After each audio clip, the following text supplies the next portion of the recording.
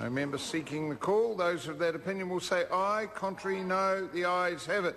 The question now is that vote Labour stand part of the schedule. Chair. Darian Fenton. Thank you, Mr Chair. Well, I think the Minister's got a bit of a problem. When we had the estimates hearing in front of the Transport and Industrial Relations Select Committee, it came along, all soothing words, all platitudes, lots of patsy questions from the National Party members, about how everything was going wonderfully. I mean, we did have to note that the Minister didn't manage to actually succeed in any bids in increasing anything in her portfolio. In fact, there was a major cut to the area of employment relations, education leave, and I think that's going to grow in significance as time goes on. Because since then, of course, what we found out is that the Minister had a very, very sneaky plan. She was saving it up for her leader, the Prime Minister, to announce it at the National Party conference, in front of all the National Party faithful, those big funders, because in the end that's what it's about. It's about delivering to those party funders, the people that have been saying to National, you're not doing enough in the area of industrial relations. We want to see you make it harder for workers because, things have gone a little bit too far. The problem with that, the problem that the Minister has is attacking the rights of wage and salary earners in New Zealand is not an economic plan. We've seen that today. There's no plan to stop the assault on the cost of living for hard-working New Zealanders. There's no plan to stop the growth of the deficit and the huge debt that's mounting up for future generations. And there's no plan to catch up with Australia. The promises that were made by this government prior to the last election about catching up with Australia, the mantra, and the other promise about keeping our children home, stopping them crossing the Tasman. What are we seeing? Well, of course, they're leaving in droves. Well, I wonder why. Now, John Key's speech to the National Party conference was supposed to be about growing the economy.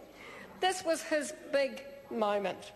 But his only new ideas were actually old ideas. They're old ideas of undermining the ability of Kiwi wage and salary earners to earn a decent living in this country.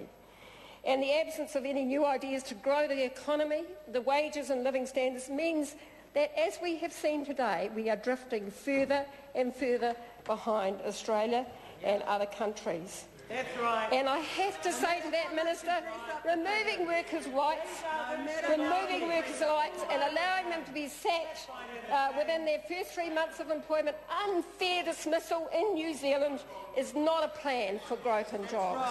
It simply undermines further employment security for Kiwis when unemployment is already high and growing.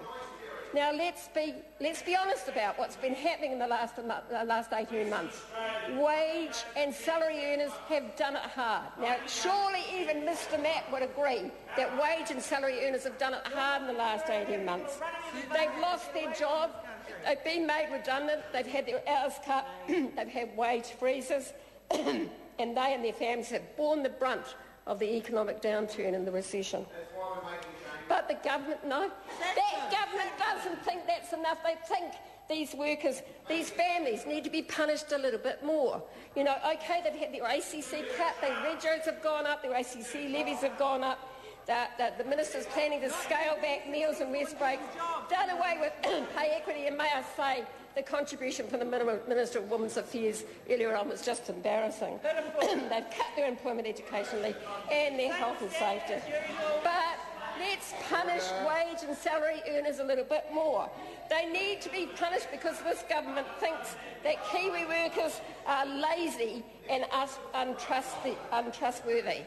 Now, Minister, one of the questions that came at the Select Committee was a patsy question from one of your colleagues in the National Party about engagement, about social partnership.